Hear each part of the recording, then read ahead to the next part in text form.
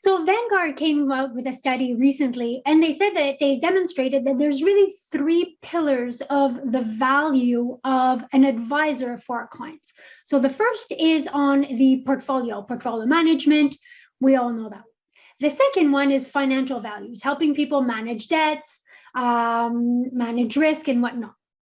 But the third pillar is on the emotional coaching side.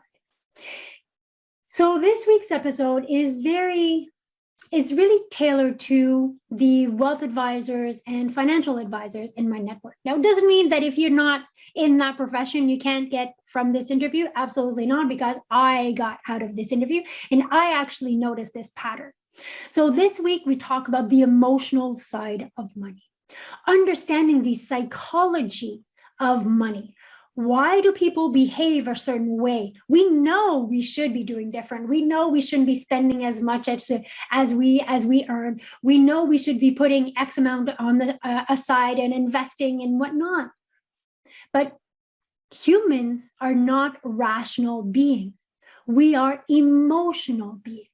So this week we talk about Christine Luken, who actually specializes in financial dignity. So this is a tool to help us in our toolbox to help our clients understand their behavior with money, in regards to money. It's a profound conversation that's going to put so many tools in your toolbox. I actually did the first module of our program and I was like, whoa, okay. This is changing the way that I'm thinking about money. This is changing the way that I'm reacting and I'm behaving, not just about money, but in my entire business. So understanding the emotional side of money is good for you. It's good for your client. It's good for overall business. Let's go to my interview. Christine, thank you so much for accepting my invitation today. Thanks for having me. I'm excited to be here. So we've chatted recently on this really important topic about the emotional side of money. There's just so many things that are, again, around the topic of money that are tangled in there. But before we get in there, could you take a moment to introduce yourself, please? Absolutely. So my name's Christine Luken. I'm known as the Financial Dignity Coach. I have been coaching both couples and individuals on their personal finances for the past 14 years. And I'm also a certified divorce specialist. I'm an author of several books, including Money is Emotional and Financial Dignity After Divorce. And my specialty really is helping people to understand the emotional side of money so that we can pair it together with the practical actions and actually make progress with our money. Such a beautiful mission, because when we think of money, a lot of people just stop to it about from a currency point of view. How much money do I have? What is my net worth? What am I going to invest in? How am I going to spend money? But it's such a deeper meaning that we attach to it. So what is the emotional side of money? Well, it's all of the things that we think about money, the things we say about money, our early experiences about money, because those things color our interactions with our personal finances. And I learned this firsthand in my 20s. I had an accounting degree. I was actually working for a manufacturing company as their accountant, and yet I crashed and burned financially. And it was bad. I had a lot of debt. I was in collections. My credit score was terrible. I had no savings. And it was because of emotional issues. And so on my road to recovery, I really got curious about how can people like me, who are smart, who have the education, who understand that we shouldn't spend more than we make, we shouldn't have too much debt, and we should be saving money, and yet we don't do what we know we're supposed to be doing. And that's when I really got interested about the psychology of money, about why we do what we do. And I was seeing all these things out there in the personal finance world where, these different money gurus would give this checklist of, here's the steps to financial freedom. And if you just follow these steps, you're going to have success.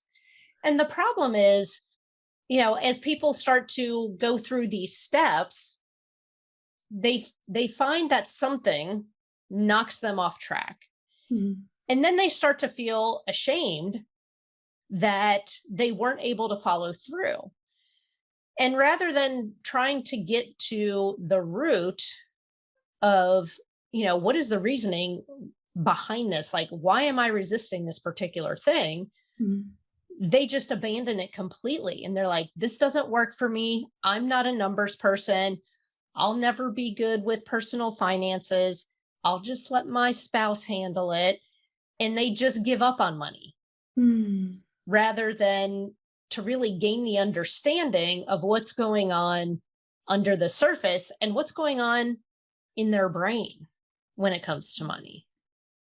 And I like how you mentioned it's like, it has nothing to do with, it's not about intelligence. Correct. Because we know that we should be spending less than we're making. We know that we should be putting so much aside. We know this, but there's so much more to that. And when people give more information, and I know a lot of people that are watching us are financial advisors, wealth managers. Mm-hmm. And when somebody gives more information, says, but this, the steps, this is what you do, this is what you do, and I can't do it for whatever reason, then I'm not enough. I'm not good enough. I'm not a good person. And it's not helping at all. Right. Well, and it's frustrating for the advisor because they're saying, I'm giving you all the information that I know to help you. Why aren't you doing it? Like, they feel frustrated. They're wondering, like, is this person just ignoring me? Are they being obstinate? Are they just not getting it?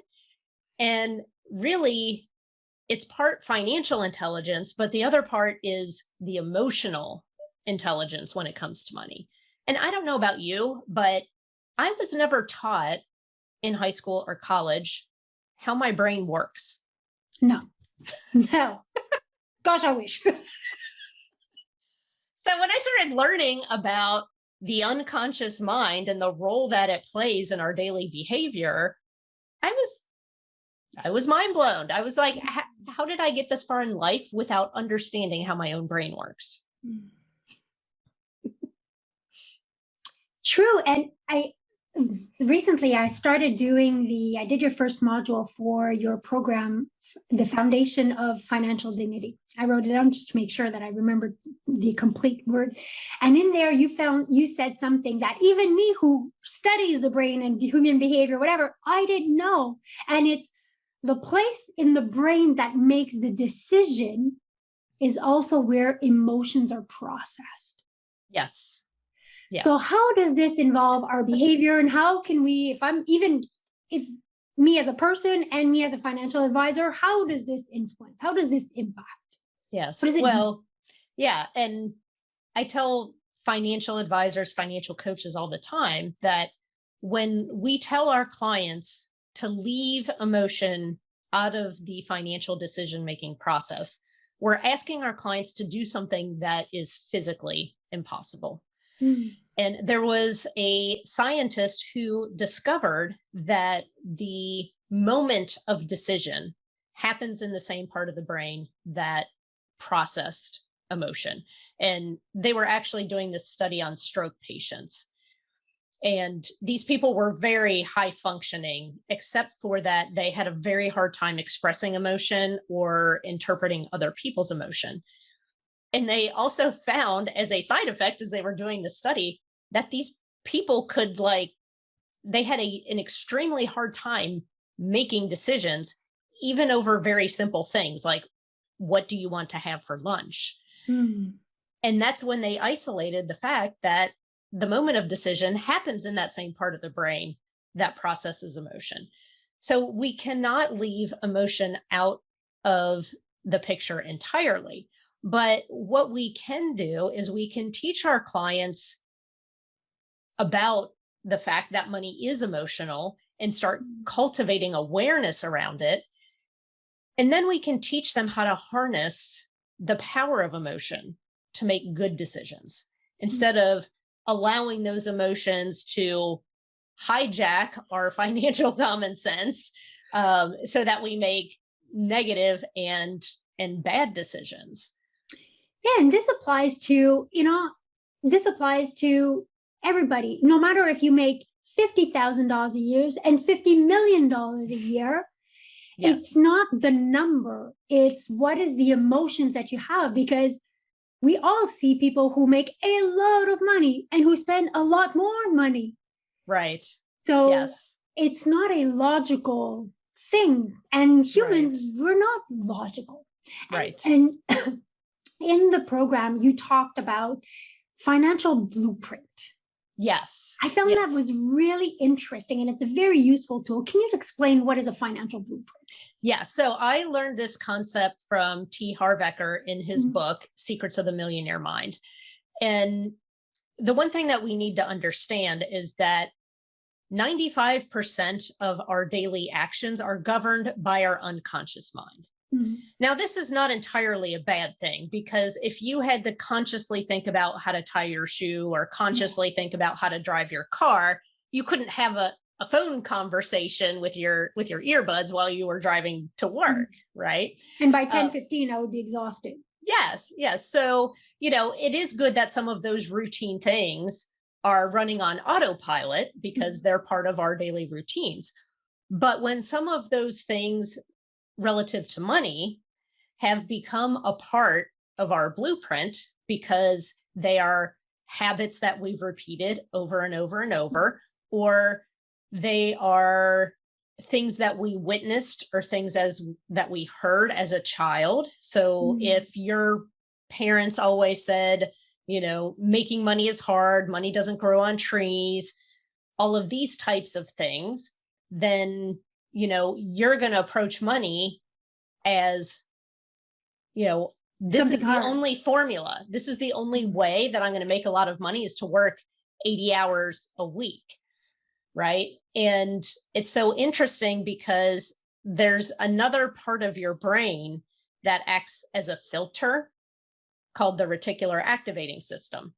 And it wants you to agree with yourself deep down inside. So if you have that as part of your money blueprint, like making money is very hard and it's a lot of hard work, money doesn't grow on trees, what happens is that filter will block out anything that doesn't agree with that. Yes. You will literally not be able to see or notice an opportunity to make money that's easy, because deep down inside, you believe that it has to be hard. Okay. Which brings us, before we started to recording, I mentioned that I said that when things go good in my business tends to, it explodes somewhere else in my life. And you said, well, maybe, Sarah, there's a narrative there that you can't have it all. Yeah. And it's true. I was raised family society, that you can't have it all. Right. And when you hear that story is there so deep that you don't even hear it anymore, but it's like in the background. Right. It's still running your behavior, and life will just make whatever to stay in alignment with that story. Right. Yes. And so, when we are dealing with our clients with their finances, when we see a negative or dysfunctional pattern being played out, it is because they have something in their unconscious mind that they are deeply attached to that is in line with that result. And so what I love to do is, empower my clients and empower other financial professionals in the process of uncovering what is down in there in your unconscious, your blueprint, so to speak.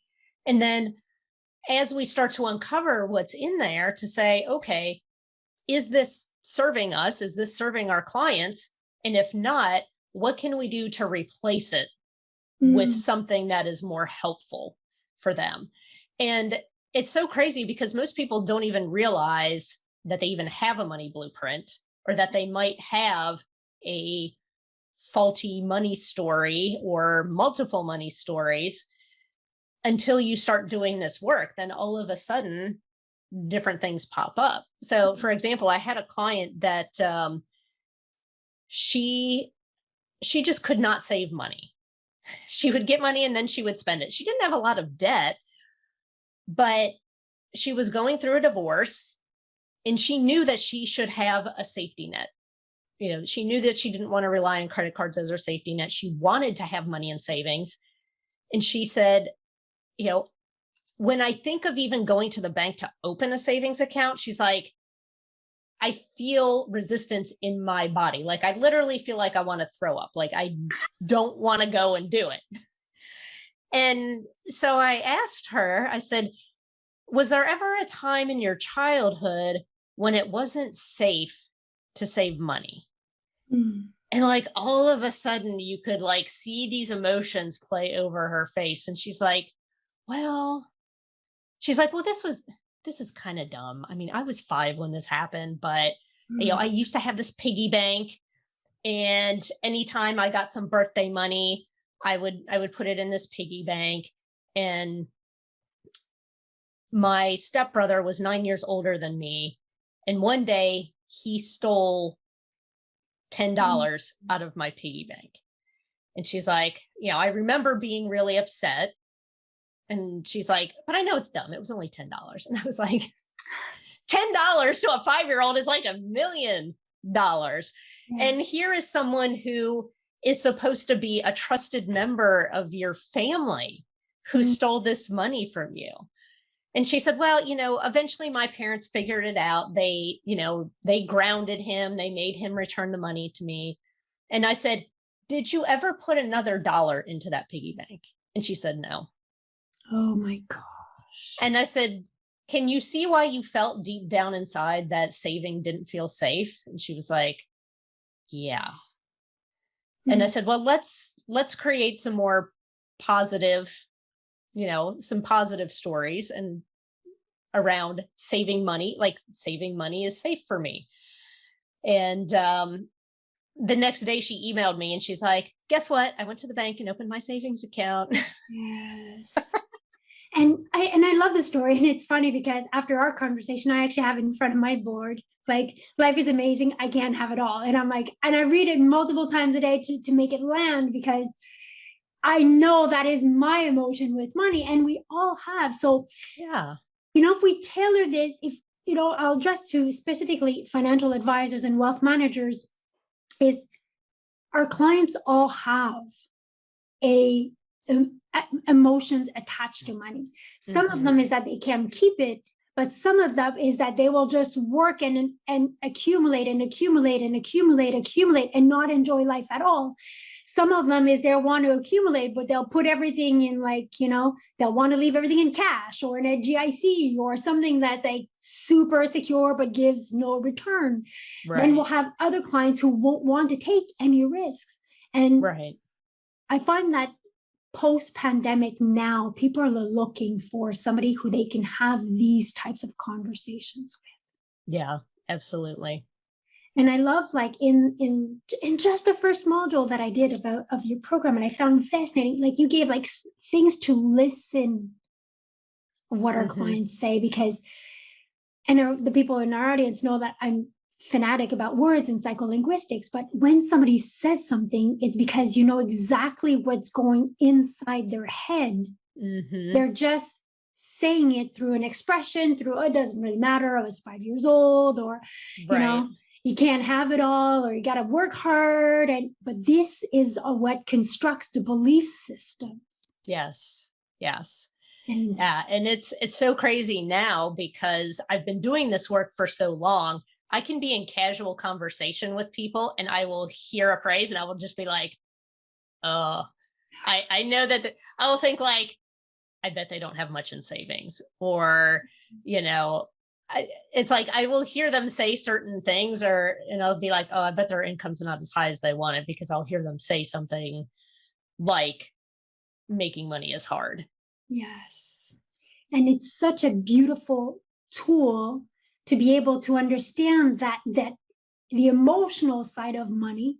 Mm-hmm. For us, first of all, it's to understand, if I'm buying a coffee, why am I buying the $4 Starbucks coffee? Is it to, am I trying to numb something, or I'm trying to reward myself something, or, Mm-hmm. If I don't have enough money, or if I'm accumulating money, why am I behaving that way? Just taking the time. And as a financial professional, to be able to pay attention. And I'll just drop like one of the questions you recommended in there is like to ask, what is their furthest memory around money, or their first memory around money? Mm-hmm. And I was like, oh, mine is definitely that it's hard. Definitely that it's hard, and definitely that rich people are not good human beings, so that impacts everything. So as a financial professional, when you're able to hear those things and help the client change the story, yes, it changes everything. It does. And I'm just so amazed by, once I start uncovering those things and we start correcting those and replacing with better stories, with better words, the external actions come so much easier. Well, it's almost like you've removed a boulder and now they can walk forward. No, it's like your client calling you the next day, say, hey, I opened a savings account, Right. Because that's it. We brought something that was in like the blind spot and saying, here, this is what the issue was. That's it. Yes. Christine, we could talk, and we often talk forever. Thank you. I think people will walk away with a clearer understanding of the psychology of money, with the emotional understanding that money is not a currency. It's something that is attached with so much emotion. Absolutely. Where can people go if they want to know about you, about your services, about your programs, your offering? Where can people find you online? Because it's a beautiful mission. Yes. So the easiest way for people to find me is my website, which is my name, christineluken.com. If they go to the top, there's on the menu, it says financial professionals. And that's where the course is. But there's also so much information on the blog if you want to start reading up on different emotional money issues, in addition to my books, which are certainly helpful for clients. If the financial professional doesn't want to dig super deep into the emotional stuff, then they can hand them a copy of Money is Emotional and let the clients work on that at their own pace. Yes. And I love the one, though, I think you have it actually in the back, which is the one for women who just divorced. Yes. Financial dignity after divorce. So that too, those type of books, for me, in my opinion, it's a piece that you actually can give a client saying, start reading that. In our next meeting, we'll talk about it. Yes, absolutely. So we can help open the door to that second level of confirmation, of conversation that we want to have. Yes. Christine, thank you so much for everything that you shared. And I'll make sure that we put all the links in the description art for our video. Thank you. Perfect. Well, thanks for having me. I really enjoyed it. I hope you liked this episode. If you did, please give it a thumbs up. And more than that, I hope that you'll actually have the courage to go in these types of conversations with your clients. When we're able to talk about this, and I talk about this with my clients who are not necessarily in the financial industry, is because it impacts how they invest in their business. It impacts how they manage the money flow that's coming in and out of their business. But when we're able to have those second level conversation, that's when we stand out. That's when we make a difference. That's when our client says, wow, You've changed my life. But it's not intellectual, it's emotional. Now it's up to you to have the courage to have that type of conversation. And I can tell you from a fact that when we have more of those emotional conversation, that's when we see that so much more is possible. Thank you for being here week after week, and I will see you next Tuesday.